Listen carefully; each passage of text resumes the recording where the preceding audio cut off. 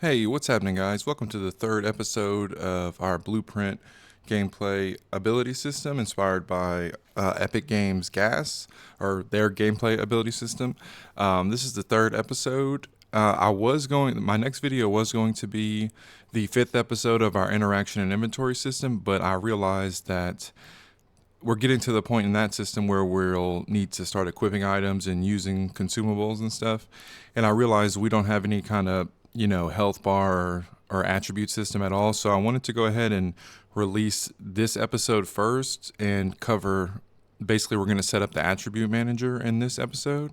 And that way when we migrate this system over to our interaction and inventory system, we'll have the attributes ready to go, and when we consume items, they'll heal us or whatever we want to do with them. So without further ado, we're gonna fix a couple things, problems that are not problems, but just things that I noticed that we can do a little better, and then we're gonna jump right into setting up our attribute manager, and then we'll call it a day. So let's go ahead and jump into our BPass folder, our main folder, and go into components and our ability manager component, and we should have something that looks like this. And basically, I kind of realized that this right here, where is it, private, this granted ability tags, this is kind of redundant because we should grant the ability tags in our gameplay tag manager component. So we're just going to delete this, which is in our initialize bpass function. So if you right click on this granted ability tags, you can find references by name, and you should have that reference that I just showed you, and then this one, which we can delete, and then just get our gameplay tag manager component reference and get our bpass gameplay tags, and that's what we want to check. And then if we do that one more time, yeah, we have no more references, so we can safely delete that variable. And also, with our show debug boolean, we should rename that to show ability debug ? And duplicate it, and show gameplay show gameplay tag debug ? And then duplicate it and show attribute debug. Just because we may want to, if you're debugging all these things at once, it may get pretty cumbersome, and you might not even be able to debug efficiently with all those things on screen at once.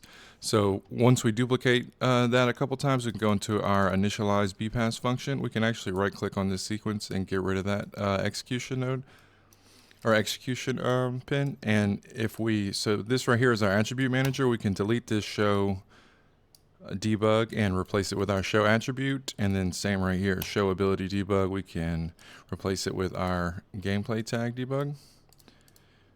And while we're here, we have this grant ability by tag and revoke ability by tag, and we can just basically get our gameplay tag, add tags. This is for granting an ability. We're just going to, let's see, we can make literal, and then nope.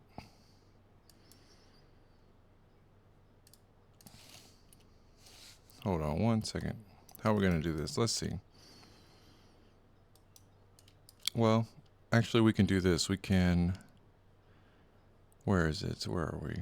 Let's create a local variable called tags local.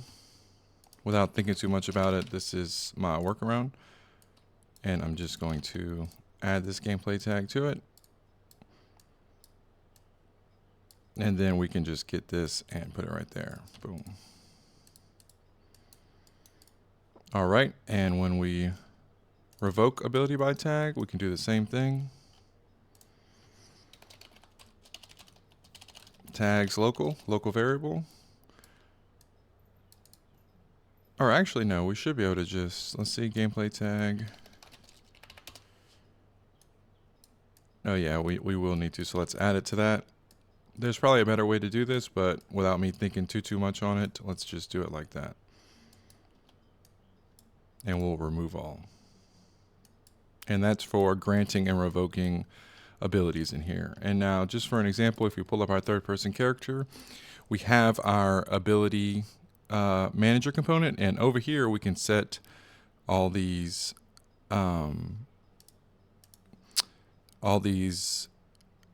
debug messages. And so we can just, since we'll be working with the attribute manager, we can uncheck the other two.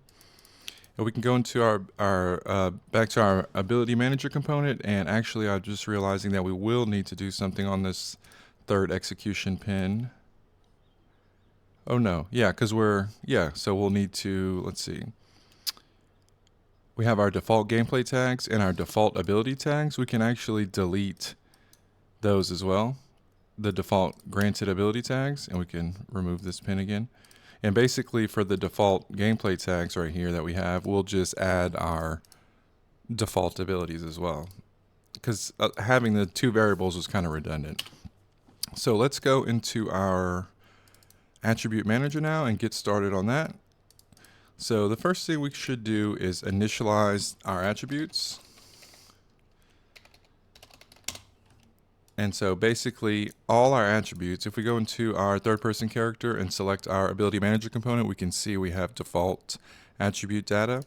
And when we add attributes, for instance, we'll say, health, we want the max to be 100, blah, blah, blah. And we set the initialization method, which will basically set our current value to one of these at the beginning, like when the game starts, basically. And so that's basically what this initialize attributes will do. Without having to manually set it, we'll just set the current value based on whatever we set up. So we're going to get our keys for this attribute map. And we can do a for each loop over them. We're going to pull off the attribute map and do a find. And so basically a map is two values paired. We have a gameplay tag and an attribute data, both of them paired together. And so when we do a setup like this, we're basically looping through all the first values in this map. And then we are getting the second value by doing this. And so once we find the data for each one in our map, we're gonna actually add this again, because you can only have one entry at a time of a map. So you can't have, like, if we have a health attribute, like right here, if we have a health attribute and we try to do health again, it's going to say that we can't, because you can only have one. You see, it won't let me. So that's why we're just going to add it and basically overwrite what we set up. So this is the tag we want to add, and this is the data that is basically right here. We're just going to drag it all over here except the current. We want to leave the current blank, because we're basically just going to overwrite the data that's already there except the current value. On the current value, we want to do a select, and the wildcard is going to be this initialization method. So now we can set the current value to, if we set all these different options in here, whichever one we set, it will do accordingly. So we'll say current to max, current to base, and current to min. We'll plug those into max. What you're looking at right here is the second value. So current to min goes in min, current to max goes in max, current to base goes in base, and when the game starts, it'll set our new current value to whatever option you pick. And so when we initialize our attribute manager, we can initialize attributes, and if we have the debug message, it'll print the attributes. Cool. And so the next function we should do is our set attribute, try edit attribute. There we go. And we will need attribute data, or attribute edit data as an input, and we'll have another input for the context, so attribute context, just in case we ever need it. There we go. And let's go into our event graph and create a function for edit attribute over time. And we'll have the same inputs. What was this? This was the context, so edit context. And edit data, attribute edit data. And I'm going to switch those around, put the data on top just so it matches. And so this is going to be called when we need to do an edit over time, and this is going to be called when we do not need to do an edit over time. We just need to do a one-time thing. So I'm going to put a return node with a success boolean, and then I'm going to jump into our bpass folder, our blueprints folder, our game, and our function library. And we have right here, we have edit attribute, and this is the actor we want to edit the attribute for. And let's get our get actor bpass system, which will be this right here. And then we need to input the same thing, the attribute edit data. And if things don't make sense right now, as we get into it, I'll explain more, and it should come together at the end. Just bear with me, guys. It's going to be a kind of complicated setup, but hopefully it makes a little sense.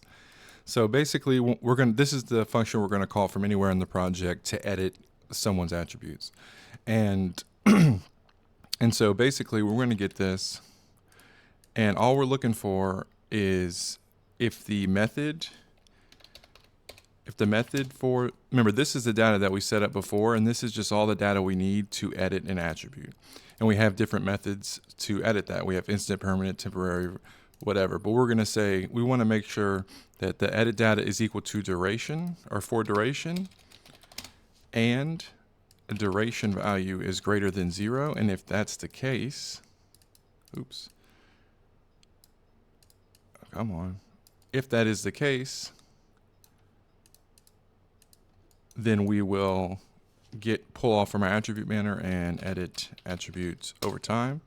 So if the method is for duration and it has a duration float that is more than 0, then we can, safely assume that we're trying to edit over time. Now, if it doesn't, we just want to do the regular try edit attribute. There we go. And I'll just tidy this up a little bit and connect the two inputs, and that should be it. So we can go into our attribute manager now, and we can actually, let's make a helper function to validate attribute data. Oops, didn't mean to lowercase that t, so let's just data. Cool. And basically we just need an input for the attribute we want to validate, which we'll use this function to basically see if this actor who owns this component, if they are keeping track of the attribute, and we'll use this function to just get the data for a specific attribute, for instance, which is going to be a simple function. We're just going to pull off of this and do a find, and it's going to basically, we don't need this branch, we just need a return node. And we can drag these two into the return node. And this is just a function like this is just simply to keep things organized. So valid question mark and then attribute data, and then we can make that a pure function as well. So the first thing we want to do when we try to edit an attribute is we can break this, and we can just connect the attribute tag. And if you click, anytime you break a structure, if you click it, you can hide the unconnected pins to make it a little neater.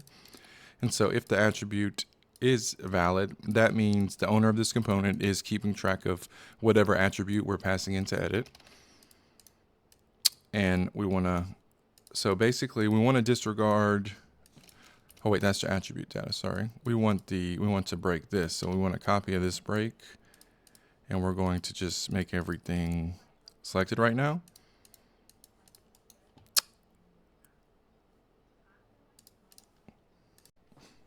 Yeah, and for now, we kind of want to disregard this edit method because we've already kind of distinguished what we're going to do in here based on the edit method a little bit, but we kind of want to make this try edit attribute to be as generic as possible. So, later when we can make a function for, edit attribute instantly, and that's when we can kind of delineate all the other ones. But basically we want to just set this up to be as generic as possible. So we'll worry about the edit method later.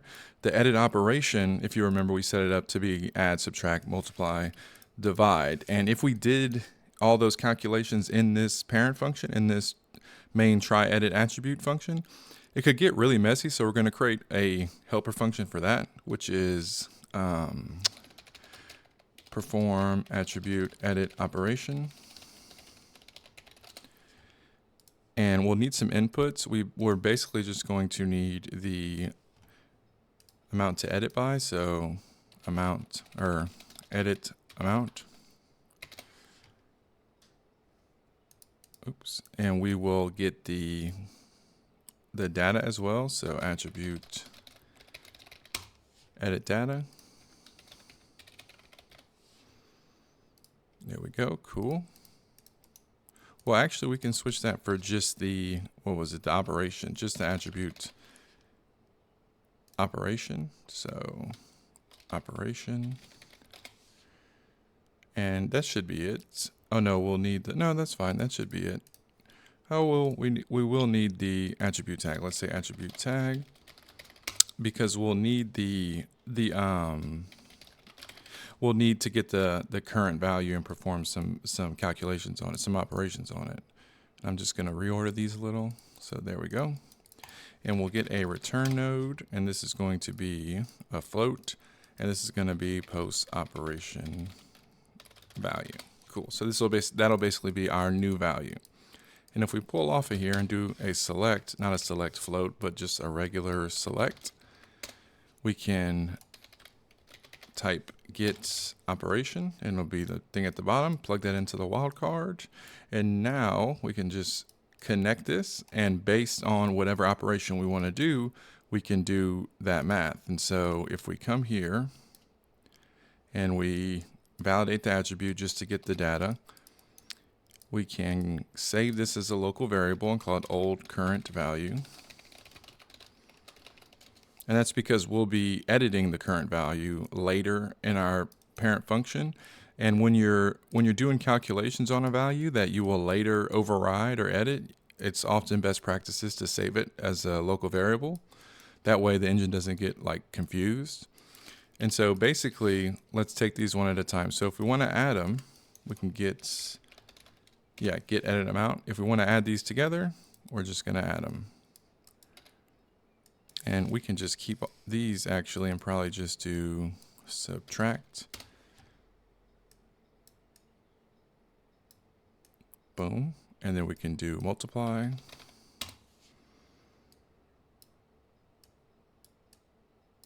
And then we can do divide. Boom and boom. Cool. And then we can make this a pure function. Go back into our try edit attribute, pull this out, and we want the attribute tag, the operation, and the amount. And now this will be our new amount basically. So let's see. Yeah, so basically now we're going to need to get our attribute map and basically just add it to this, because we're going to overwrite it, and we're going to do the same thing that we did when we initialize them. We're basically just going to overwrite, we're going to connect everything else and overwrite the current. So let's see,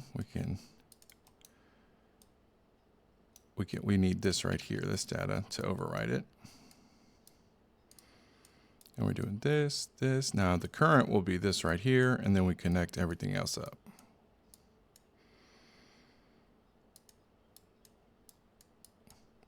Cool. And basically all these should have a tag, but this one should be missing current because the new current is that right there.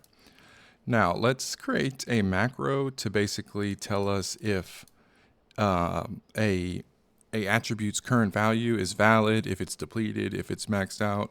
So we'll say get attribute, or switch on attribute current value status. And we'll get a branch, and I'm just going to plug it into the input and plug the true into the output and type valid. Or I'm going to type depleted actually. And then I'm going to drag the false in and put max. And then I'm going to drag the false in again and put valid. Cool. And so we can just do some math here. Let's see. Inputs, we'll take the current value. So current attribute value,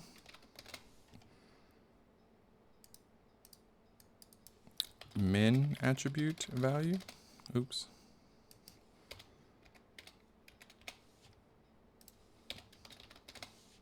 Actually, we could just say min value, current value, and max value. And basically, we're going to say, hey, is the current value less than or equal to the min value? Which it should never be less than, but just to say, if so, then it's depleted. Hey, is the current value less than, or actually, is the current value greater than or equal to the max value? If so, it is maxed out. Now, if it's not either of these things, then we can assume it's valid. Now, if we go back to our try edit attribute, I just realized we didn't clamp this. So whenever you're setting stuff that has a min and max, especially, or really anything, but especially if you're setting something that you already have a min and max value for, you should always clamp that value. So I'm going to drag out of our post operation value, put it into our clamp float value, and then drag that into the current. And then I'm going to put the min and max into there. And that way it'll always keep this value between the min and max. And we can drag that out, boom. And so basically now if we drag this in like this, we can get our current value, get our min value, and get our max value. And really, just to avoid any problems, let's go ahead and validate it again. So after we have overwritten it, we can get all the data again, just so it doesn't get confused us pulling from there. And now we have a fresh thing of all the newly set, and we can put a branch here, just so there's an execution flow. And let's just go current min max. And now we have a switch basically where we can do different things if it's depleted, if it's maxed, and if it's valid. So what I want to do is just to make it super easy for other systems to tie into our attribute system, let's make some event dispatchers, which will be on attribute depleted. And we'll say, we'll pass in the attribute data. Yeah, and that should be it. Or we can pass in the context and call it like last edited context. So last edit context and attribute data. And we'll say on attribute max and do the same thing. So what is this? This is the context. So last edit context. And get the data. So this would be attribute data. I'm going to drag that to the top. And then we'll create another one for on attribute updated. And same thing, we'll say attribute data. And last edit context.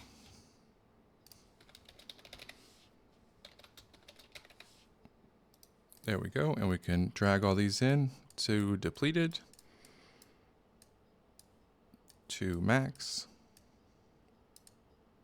and to valid, we'll just call on attribute updated. And we have our get edit context, there we go. And the context will just go in all these. And then the attribute data will be from here. Boom. And then we can get the print attribute to where if we have the debug on after all this is done, it will print the attributes or the changes that we made basically. And then we can say if it gets all the way here, yeah, sure. We want to do a success, and then we'll uncheck it and put it any places it would fail. Cool, that should be good. And the reason we're doing this is for anything that wants to tie into it, basically. So, for instance, we're going to want to know pretty often on things when an attribute is updated. So, for instance, say you have a character, you can, and we need to make it easy actually for someone to bind to this, to those dispatchers. So let's say subscribe to attribute,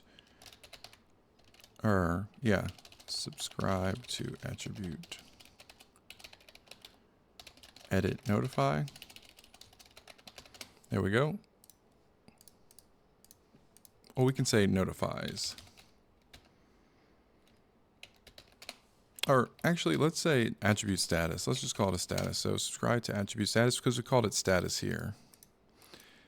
And so basically, when we subscribe to a status, we are just going to bind these. And we can actually, that's all we're going to do is bind this. What was that one? That was depleted. Yeah, and we'll bind this. And then we'll bind this.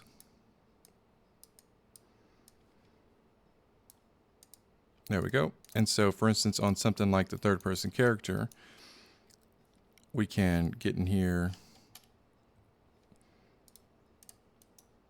and on our event begin play, we can simply get this, get our, we have that private in for some reason. So the best way to do it is going to be to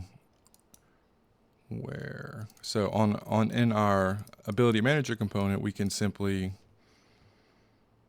get our attribute manager and subscribe to attribute status.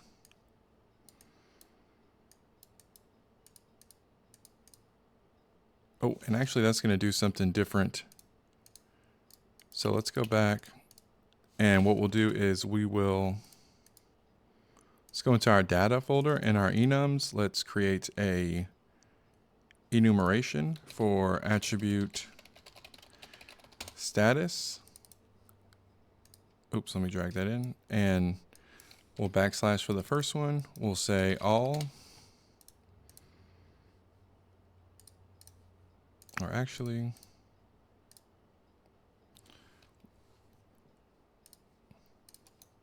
we can name it. So actually, let's delete that attribute status. Sorry, guys. So what we'll do is we will just drag these in separately. I wasn't thinking there for a second. So the first one will be depleted. Second one will be max. Third one will be, which will be a type delegate. So actually, and we can do that. Let's disconnect all these. So the first one will be depleted. Second one will be max. Third one will be valid. And then we can just connect them as such. So depleted, max, valid. And we can actually do a sequence just to avoid any errors or anything. So we'll call each one of these on a sequence.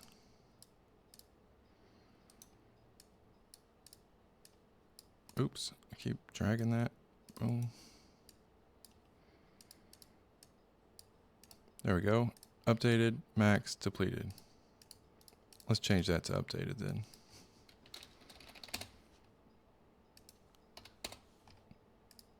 Updated, and we can go into our ability manager component, and on begin play we can get our attribute manager component and subscribe to attribute status. There we go.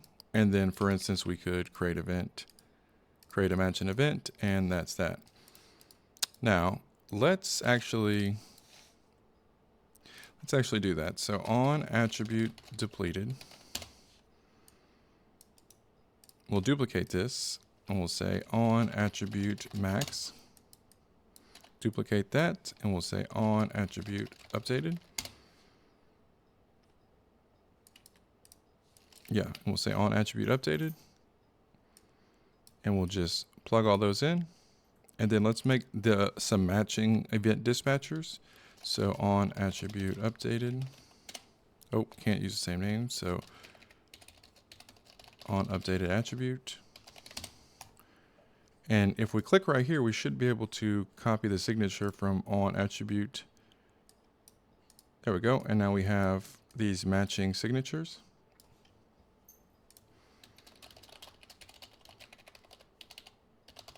So on maxed attribute call. Oops, I didn't copy the signature, which we will copy it from on attribute max. Boom and boom. And then we will say on depleted attribute.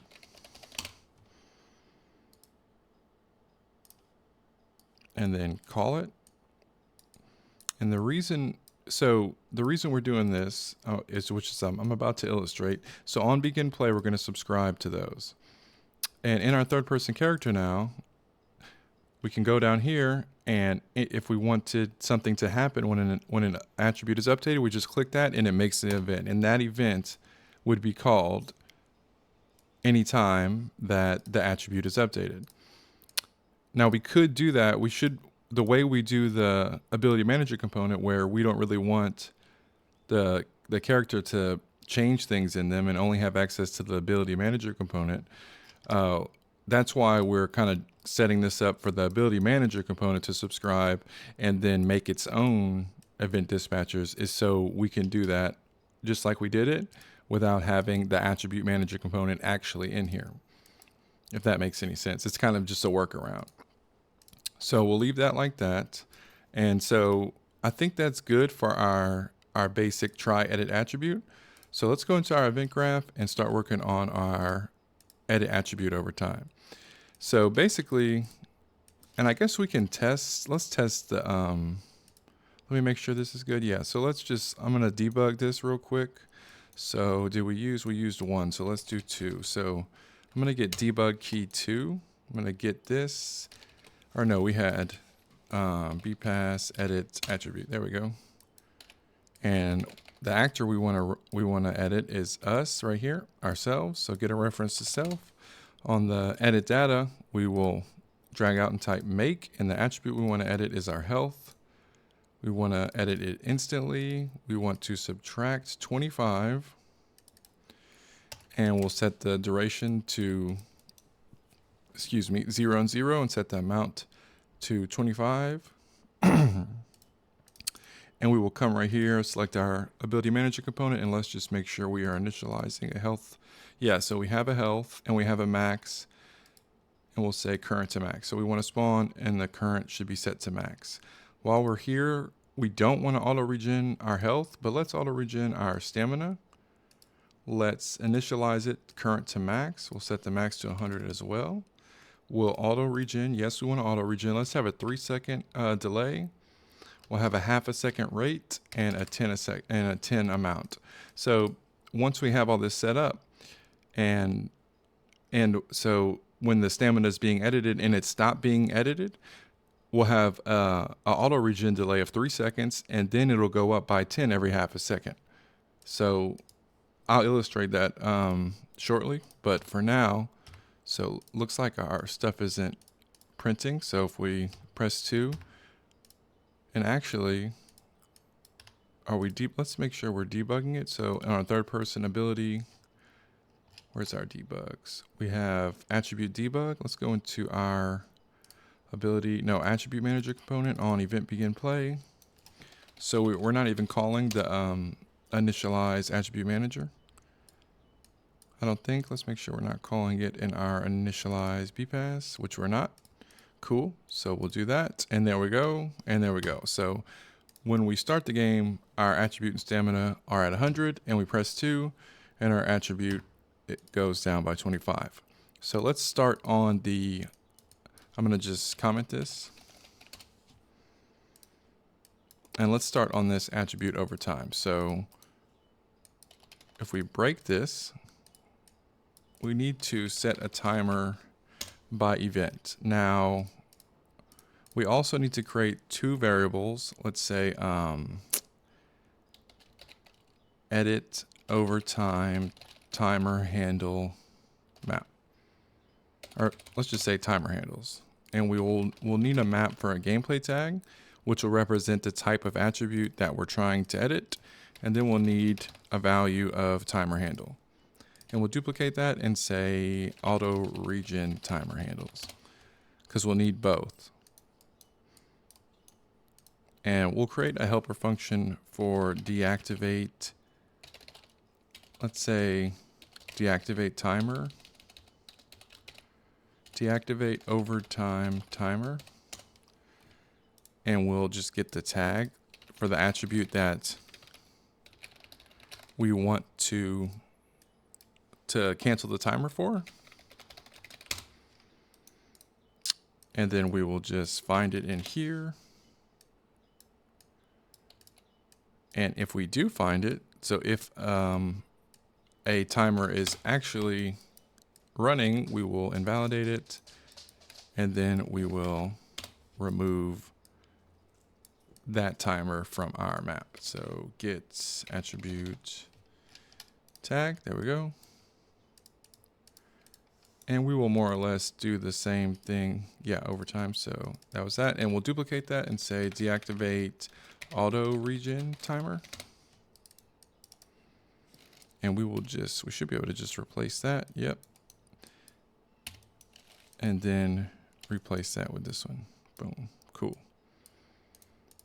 And that's for canceling them. So right here we have our set timer by event. So we'll create another event for edit attributes, or let's say edit attribute tick. There we go.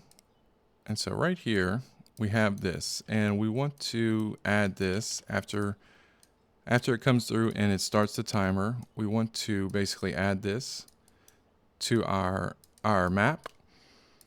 And so what we're going to drag in here is the rate, because once this goes off, so we're going to click looping, and more or less it's going to come in here and it's going to reach this set timer node, and then it's going to jump here, and whatever's here, it's going to loop, it's going to activate that at the rate of whatever we set here, and it's going to loop it. So say it's a half second, every half second it's going to fire, fire, fire, fire.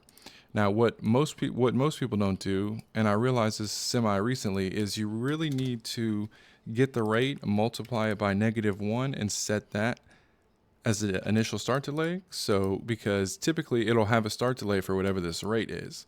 By multiplying by -1 and setting it as that, we have basically nullified that initial start delay and set it to 0.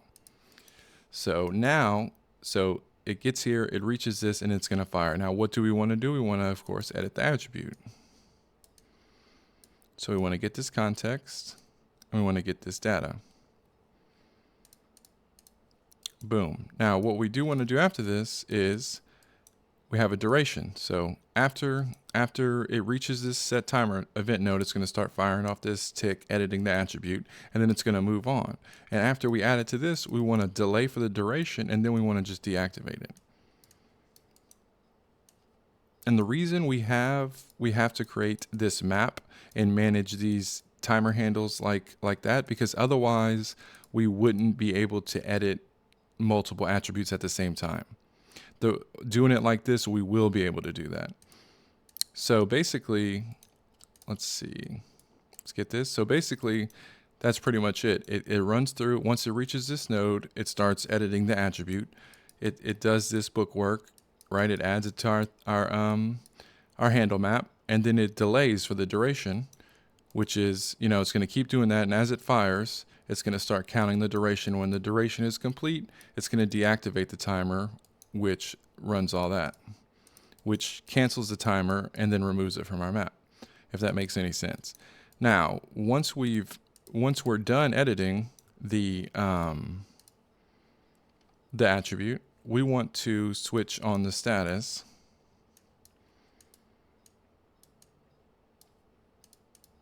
Because we want to see if, let's see, hold on.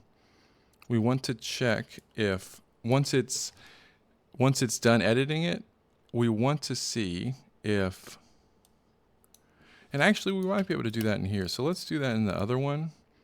So deactivate over time. So this is when it's editing the item over time. Before we remove it, after we deactivate it, we want to see No, we need to do that in the right here. Sorry. We want to check the status right here because if it's depleted or max, we can cancel it. So we can get a sequence. And actually, we don't need a sequence. We can just plug that up and we will get this edit data. Or actually, we can validate that and we'll get this tag from here. And we know the attribute is valid because we're validating in here. And we can get the current value, the min, and the max. Current, min, max. And I'm just realizing we already did all that. In the try edit attribute, right here is where we can do it. So on depleted, we can deactivate overtime function. And the attribute tag, where are we getting the attribute tag? Let's see. Right here. Attribute tag. And if it is maxed, which, yeah, if it's maxed, we can deactivate it because we don't want to edit. We don't want to edit it anymore once it's maxed or depleted, if that makes any sense. We can cancel, and that's just, you could theoretically run it. It won't let you go below 0. It won't let you go below the min or above the max, but just to say. Oops, yeah, and actually we don't want this here. We just want to deactivate them if they are, maxed out or depleted. And we can go into our event graph, or actually let's go into our deactivate over time. So this is where we deactivate the attributes that are being edited over time, right?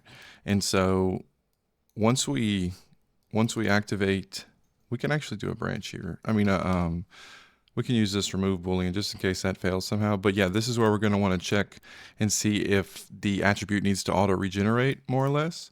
So we can get our validate attribute data. And we can, we'll keep that branch, but we'll do this right here. So we want to make sure that it is successfully removed, which basically it's successfully canceled.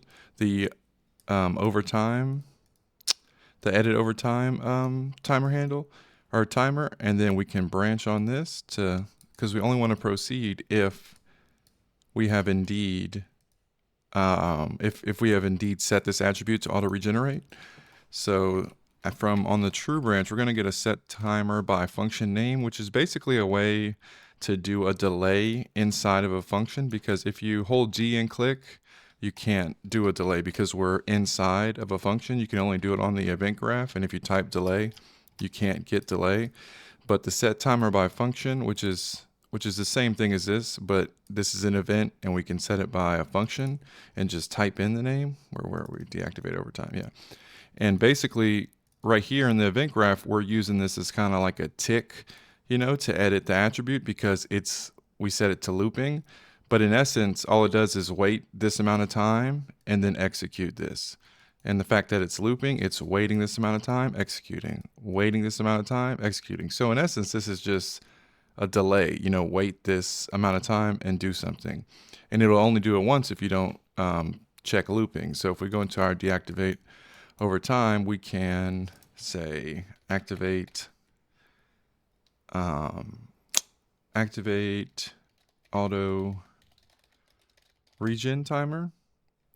And we can actually just copy that and then paste it in here, activate auto regen timer, because we want to delay for this amount of time, which is the regen delay. And we don't want to select looping, but we do want to, I'm not sure if we need to do this if we're just doing it once, but we'll see. Actually, no, I don't think we do. So we'll just leave it like that. And so basically, once we've successfully canceled our edit over time timer, then we're going to wait the delay amount and try to auto regen. So if we go to activate auto regen timer, we can basically get our set timer by function name. And we can just put try edit attribute. And actually, we should do this in the event graph. oops. So let's see. We can activate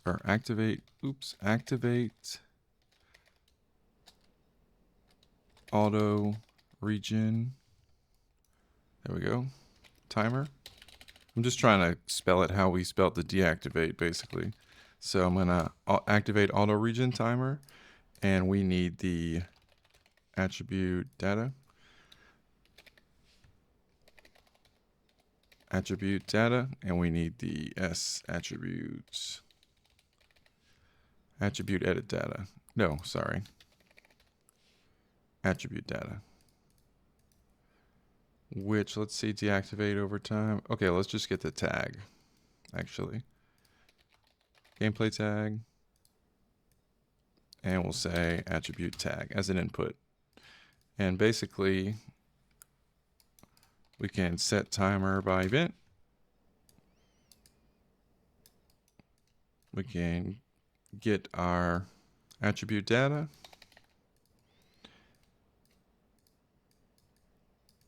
And we can set the rate, so regen rate, set it to looping. And we can do the same thing we did in the one for editing attributes over time, and oops. And start the initial start delay, put it to -1.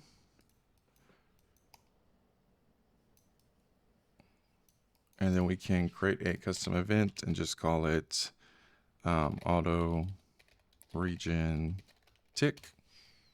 And then we'll connect these delegates. And we basically just want to do this. Bloop. And we'll drag off the edit data.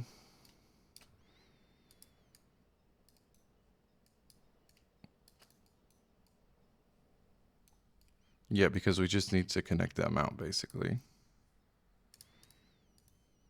And so, you know, so when we activate the auto regen timer, which is going to happen. So we have our deactivate overtime function, right?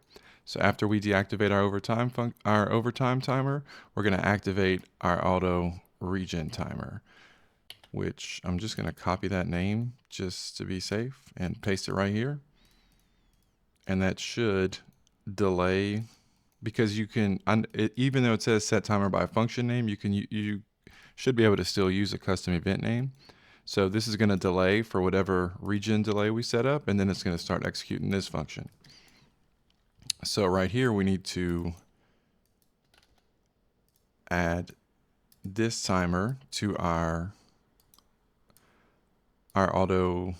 we need to add this timer to our auto regen timer handles map. And basically it won't stop until it's maxed. So right here, if we've edited it successfully, we can, every time we edit it, let's check and see if it's maxed. And actually, we do this in here. Yeah, I forgot that we actually do that in here. So when we activate on max, we can, if it's max, we can deactivate the auto regen timer because we don't want to keep regenning it once it's at maximum. And in the deactivate auto regen timer, we are simply making sure the timer exists for that attribute, clearing it, and then removing it. And when you clear and invalidate it, it just cancels whatever functionality you were running. So if we go into our third person character, now I've noticed sometimes that like with this specifically, you may have to change, like if it's not working correctly, just try changing the attribute and the amount and the duration and stuff, and that should fix it. Because sometimes it does that to me with timers. I'm not sure why. So if I press 2, yeah, see, nothing happens. Oh, I'm sorry, guys. We just unplugged when we had this connected to this. We just unplugged it, and we really want to plug this up to the print attributes so we can actually see what's going on if we choose to debug it. So let's do that now. Yeah, I press 2, and you can see it's ticking down at the rate. Now it should delay and start adding to it. Oh wait, we didn't. That was what? That was health. So you see, we took it down by 10 for 2 seconds at a rate of half a second. So every half a second, it was taking 10 away for 2 seconds, and then it stopped. But if we click on our ability manager component, we can see that we set up health to not auto regenerate. Now, if we go into our stamina, we set up our stamina to auto regenerate. We want to wait 3 seconds, and then every half a second, it's going to add that 10 back.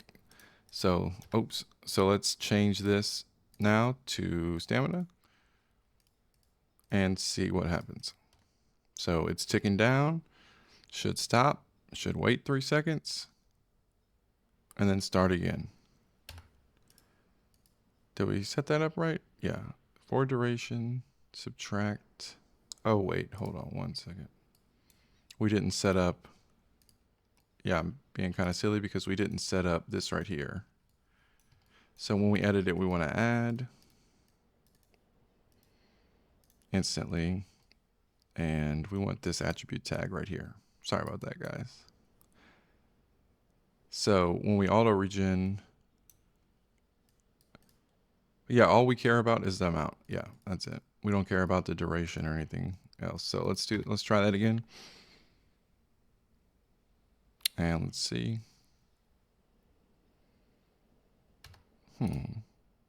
Let's see what's going on. So activate, so deactivate over time. Oh, we're not adding this. First of all, auto regen, we need to add this when it's activated.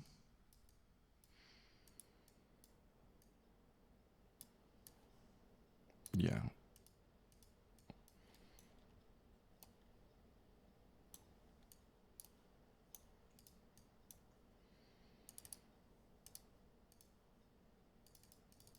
And so that's being called right there. Let's just make sure. I just kind of want to show y'all how to debug stuff. So let's make sure that this is being called. So we can safely assume that this is being called if it prints hello. And then let's go into our activate. And if this prints, I have a feeling that this is not firing off. Let's see. Let's just say activate. This is just to isolate where our issue would be. So we press 2, it starts to drain. Oh, hello. So it's getting to the end of, where are we? Yeah, so it's getting to, it looks like it's getting to the end of this, which means this is not being called. So let's try this. Yeah, it looks like we're gonna do this in the event graph. I'm not sure why that's not working. So we will say try activate auto regen timer, and we will get this, move it over, get the regen delay, and then we will do this. So if we go into deactivate over time, we can verify that it's canceling our timer and removing it, and then we can say try activate auto regen timer, and the attribute tag is that. And so when we call this, it's going to wait our regen delay duration. Then it's going to start this timer. And when this timer starts, it's basically going to loop through editing the attribute, this attribute, and it's going to add this amount by this rate. So let's try that. So it stops. I mean, it edits, it's subtracting, it stops, should wait 3 seconds, and then it starts again, and it stops at 100. It doesn't let it go over it. And because we're not seeing 100, 100, 100, 100 on the screen, that means the timer has realized that it's reached the max it can go and stopped. So let's just try something that would make it hit 0. So let's say, yeah, 20, no, let's say 35, I guess. That should make it hit 0 and then stop. Make sure that's working. Oops.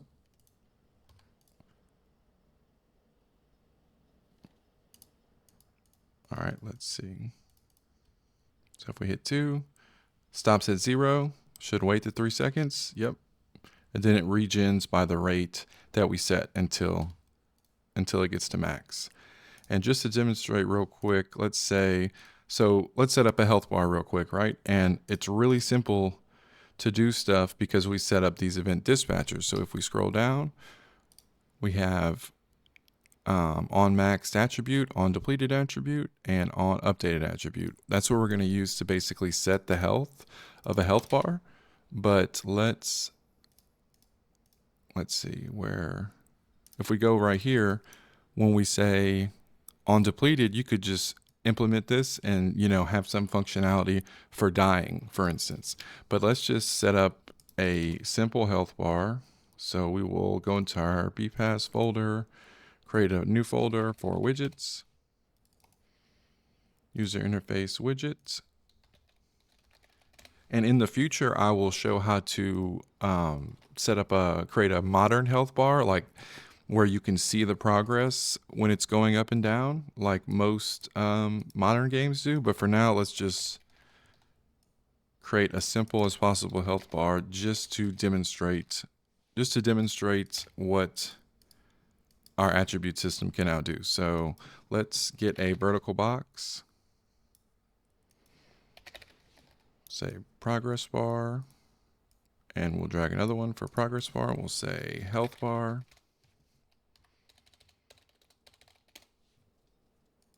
And we'll say stamina bar. Oops. Let's get a spacer as well. And we'll just increase the vertical spacing to something like 15. We can set a size box on both of these, maybe call it 200 width and 75 height. Same for the stamina bar. We will right click and wrap it with a size box. Check the width and height override, and we'll say width of, what do we say, 200 by 75? Yeah, cool. We will make the stamina bar, if we drop down the style, the fill image, let's make it green. And the background image, if you didn't know this, if you take a color, you can drag it right here, and now you have access to that color anywhere. So I'm just going to click it, and then I'm going to drop the value so it's the same hue, but just a little darker. And let's set the, where's the percent? Let's set the percent to 0.5 so we can see both. And this fill color and opacity, let's make white. And that way can do that instead of having the blue influence what color it is. So let's do that. And on the health bar now, I'm setting the percentage to 0.5. Drop down the style. Let's go into fill image. Let's find a red, or I guess that's an orange, but there we go, kind of red color. And remember, we can just drag it right here to the top. Let's go into the background color, click the red, and I'm just going to drop down the value, sorry. So it has the same hue. And if we go right here in the top right corner, we can switch this to desired on screen. And that way we can see it a little better. And let's just increase the vertical spacing to 50. And I'm going to just Control X this vertical box. And then I'm actually just going to get an overlay. I'm going to click the overlay, Control V, and now I have this vertical box inside an overlay. So now I'll be able to add other stuff behind it, which I'm going to call background image. And you can see it's right there. You can't really see it because it's behind, but if we increase it, oh yeah, we got to do that. Hit both of those. And now we have a little background. I'm going to turn it to black and put it to 0.25. And in this vertical box, I am going to just make the top and bottom padding 5 and the left and right 10 maybe. Or let's double that. So the top and bottom is 10.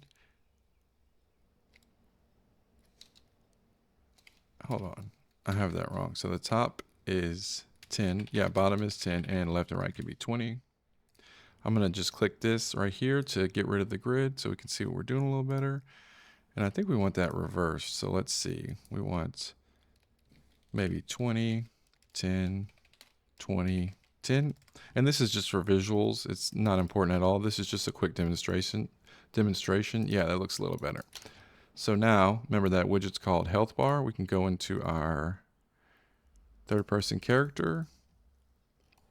Let's find our, event begin play. We can just add a quick sequence. And this is not demonstrating the right way to do UI or anything. This is just a quick and dirty way to um, to demonstrate the attribute manager system. We'll get into the correct UI maybe at another video another time. So we just want to create a sequence off of begin play, and we want to create a widget which will be our health bar. And actually, let's rename that because it is more than a health bar. Let's say HUD bars, maybe. And we can just pull off of this and say add to viewport. And if we hit play, yeah, it's in the bottom. But let's go to our HUD bars. Let's actually create another user widget, and we'll just call w_player display. Let's double click that. Get a canvas panel. See, canvas panel, cool. And then we'll get our HUD bars, drop it in there. We'll just put it on the bottom left. Zero out the position offset, and we'll check size to content. And we will also, let's mess with the alignment to get it. So I think that's 1, and then we'll do a 0.5, I believe. Nope, maybe a 1, maybe a negative 0.5. No, maybe a 0.5, maybe a 0. Oops, 0, 1. Yeah, let's just leave that at 0. So 0 line, 0 on the X and 1 on the Y. And we will wrap this with a size box, the canvas panel, which we'll set to any 16 by 9 screen. I'm going to just do 1920 by 1080, and then we'll wrap that with a scale box. So everything scales. So something went wrong with our HUD bars though, because let's actually, yeah, we can keep that and we should be able to just size it all right here, basically. Let's see. If we wrap our HUD bars in a size bar, yeah, now we can just 200 by 75.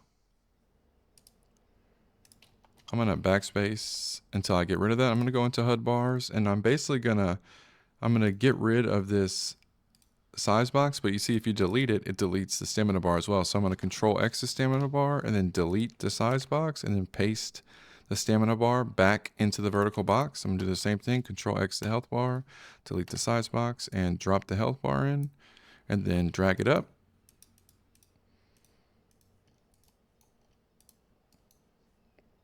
And then we can let's do this. Well, first of all, let's do the scaling. We'll say 25 maybe. And then in our overlay, let's just wrap the whole thing with a size box, which we will click and do that. And we'll say 400 by 200.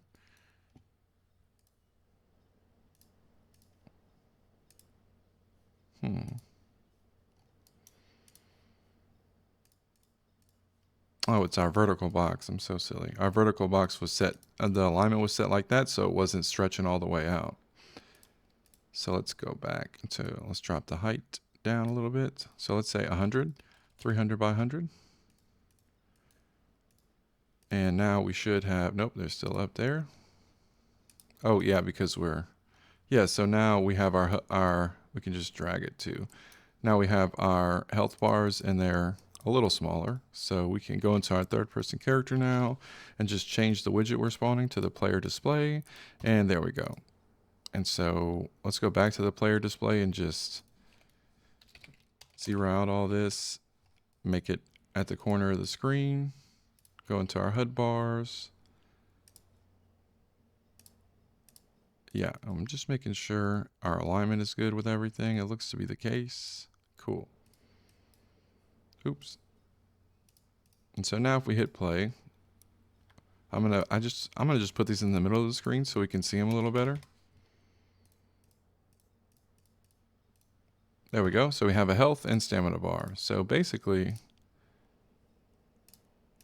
we can, in our third person character, before we add this to the viewport, we can just save it real quick. So player display widget. We can connect this and then connect it to here and then drag that in. And now we want to just find that, where is it? Right here on attribute updated. And where were we? Third person character. And we can just get the attribute data, break it. I'm realizing that we don't have a tag in this, and I thought I was under the impression we did. So let's go back to our attribute manager. On attribute depleted, let's add a tag because we need to know the tag. These are our event dispatchers. So we'll create an attribute tag, drag that up, and I'm going to do that on all of them. So attribute tag, gameplay tag, of type gameplay tag, and I'm going to drag it to the top. And then on the updated, I'm going to attribute tag and drag it to the top. And I'm going to go into our subscribe to attribute status. I'm going to rebind these just to be safe because we just updated their variables and stuff. Event dispatchers are kind of funny in that way. Let's rebind all these. Let's go into our try edit attribute and let's actually delete those so we can call these again. And let's get our attribute tag. Let's get our, where is our attribute? Oh, here we go, attribute data. And then get edit context. We can type that and plug it in. And then let's do that for everyone. So we'll call this attribute on attribute max, and we'll make sure to plug this in here. And we have the edit context here, the data right here, and we have the tag, the attribute tag right here. And then we'll do the same thing for updated call, valid. We have the tag right here, the attribute data right there, and the context right there. Cool. And then we can connect it like this. And we're going to need to, unfortunately, we're going to need to do the same thing in our ability manager component. So we're going to just do that.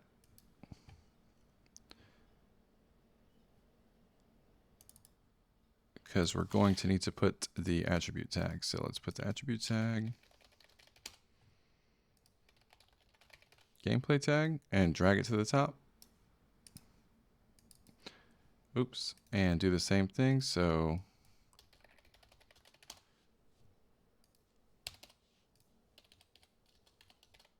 attribute tag, and I'm going to drag it to the top. And on depleted, same thing. We can just say attribute tag and drag it to the top. Boom. And right here, we will just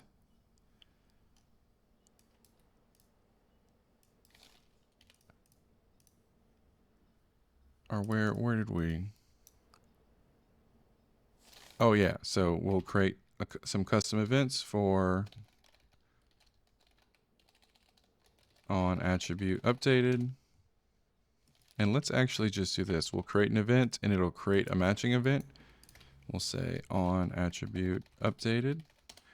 And when the attribute is updated, remember we want to get our attribute component.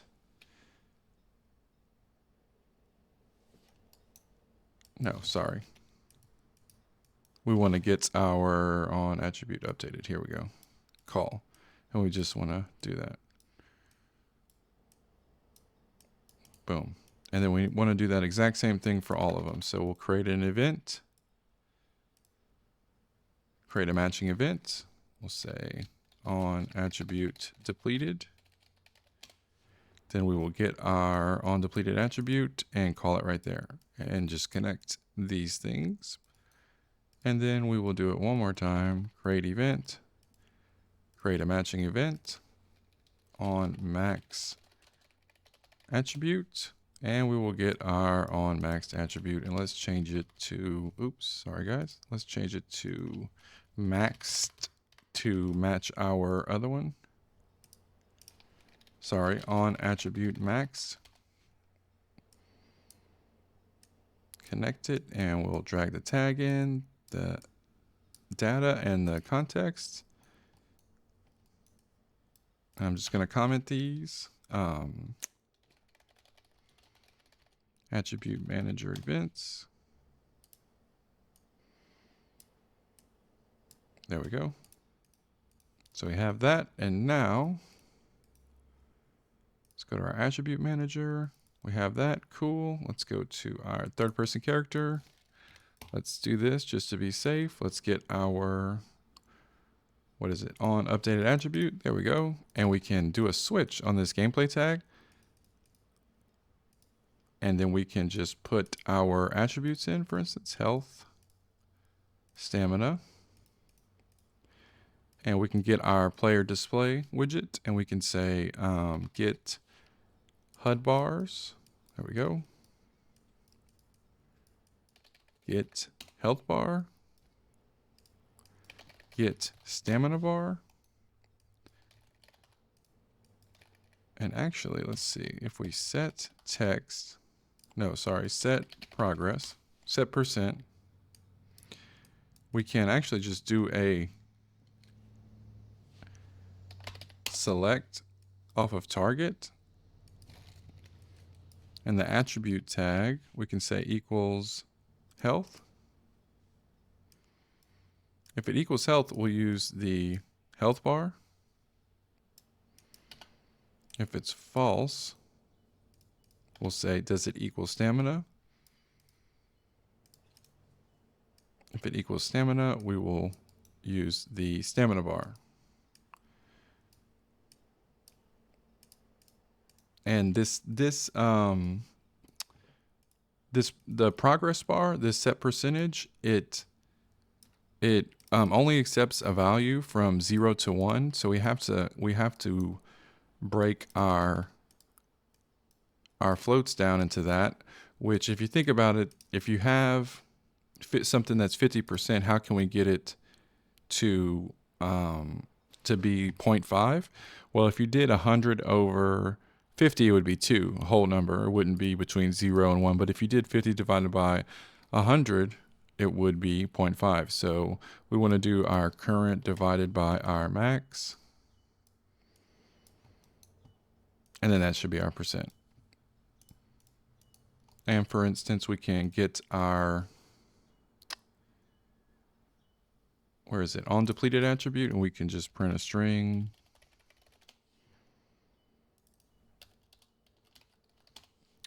And we're dead if that happens. So let's press 2.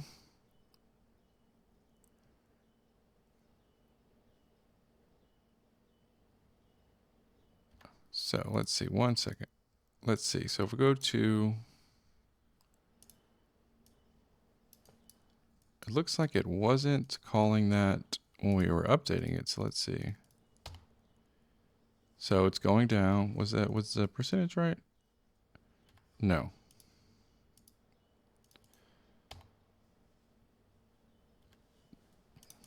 Oh wait, did we not? Let me see. Guys, sorry about this.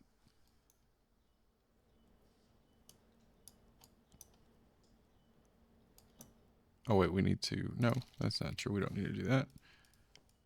So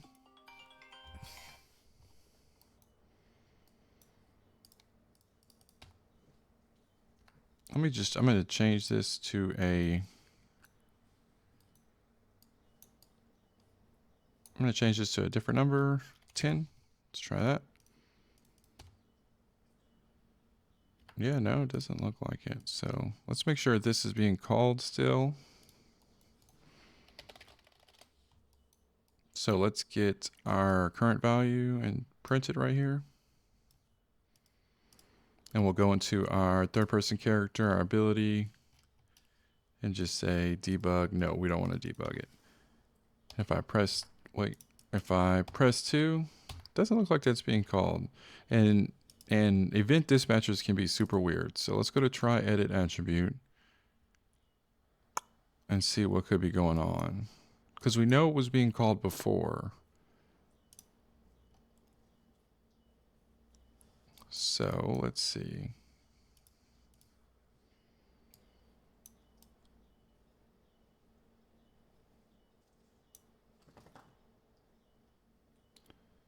Oh, that's what it is, y'all. We're calling updated on depleted.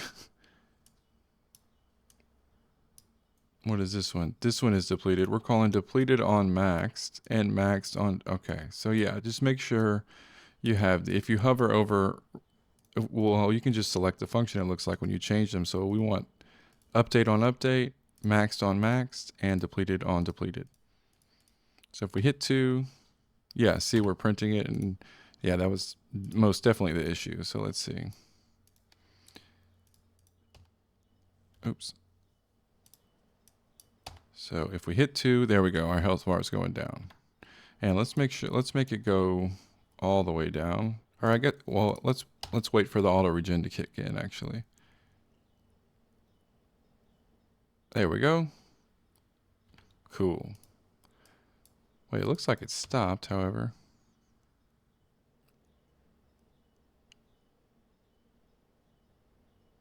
Huh.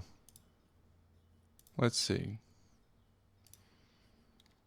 Let's go into our third person character and just the show attribute debug. Let's make sure it's debugging correctly. So we have stamina, it stops.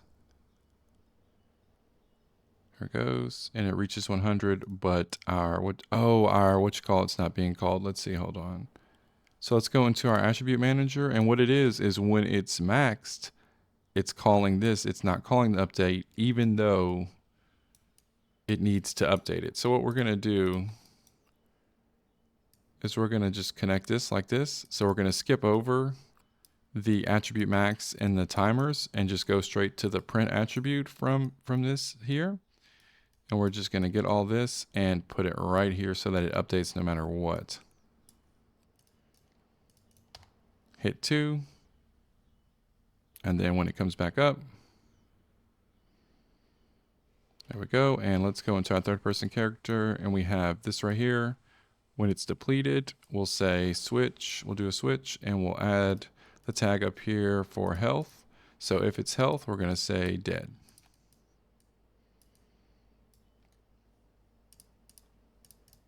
And we'll hit, well, we're not editing the health, so let's go into our little debug thing. We'll say health. We will subtract 50. Let's hit 2, 50, 0.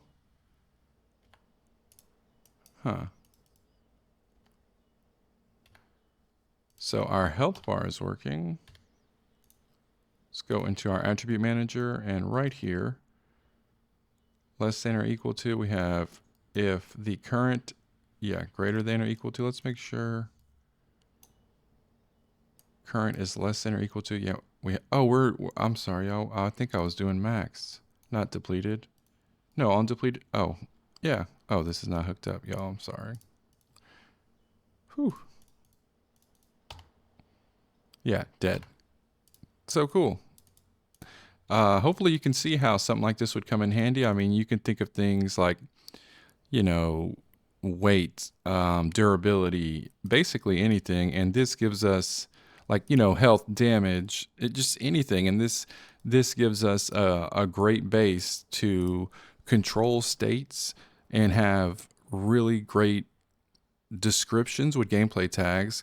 We have a modular ability system that will allow us to, slot in and encapsulate basically anything we want by itself and not have to change the whole system. And then we also have an attribute manager system where we can basically effectively edit, add, subtract, multiply, or divide a number associated with the gameplay tag. And we can do that in a bunch of different ways over time and what have you. And hopefully you can see the power in that. And that's the gist of this whole setup. We'll elaborate on it and keep going, maybe get into, adding VFX and sounds and, applying damage, for instance, or health or, but that's basically the gist. You can definitely take this and run with it. And the setup is basically there and intact.